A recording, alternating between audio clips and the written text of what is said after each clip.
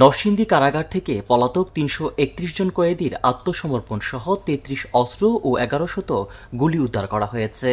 গত ১৮ জুলাই দুষ্কৃতিকারীদের হামলার সময় জেলা কারাগার থেকে পালিয়ে যাওয়া ৮২৬ কয়েদির মধ্যে এখন পর্যন্ত আদালতে আত্মসমর্পণ করেছে ৩৩১ জন। অপরদিকে কারাগার থেকে লুট হওয়া ৮৫টি অস্ত্র ও প্রায় ৮,০০০ গুলির মধ্যে এ পর্যন্ত ৩৩টি অস্ত্র ও ১,০৮৫টি গুলি উদ্ধার করা হয়েছে। আত্মসমর্পণ করার জন্য মাইকিং হওয়ার পর থেকে পালিয়ে যাওয়া কয়েদিরা তাদের স্ব আইনজীবীর মাধ্যমে আদালতে আত্মসমর্পণ করছেন।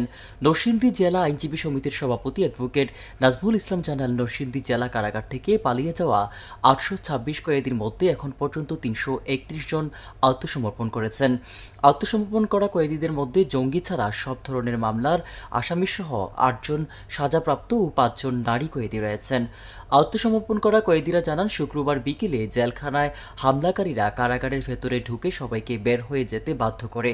অনেকে বের হয়ে যেতে না চাইলে পেটানো শুরু করে এবং আগুন ধরিয়ে দেয়। এখন আইনের প্রতি শ্রদ্ধাশীল হয়ে আত্মসমর্পণ করছেন বলে জানান তারা। এদিকে কারাগারে হামলা, ভাঙচুর ও অগ্নিসংযোগের ঘটনায় বুধবার দুপুরের দিকে নরসিংদী জেলা কারাগার পরিদর্শন করেন সেনাপ্রধান মেজর জেনারেল ওয়াকারুজ্জামান। এছাড়া গতকাল কারাগার পরিদর্শনে আসেন স্বরাষ্ট্রমন্ত্রী আসাদুজ্জামান খান কামাল।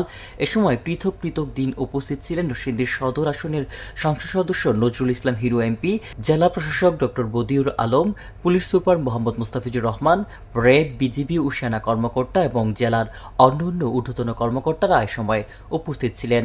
নরসিংদী জেলা কারাগারে আগুন, ভাঙচুর ও অস্ত্র লুটের ঘটনায় এ পর্যন্ত ৩টি তদন্ত কমিটি গঠন করা হয়েছে।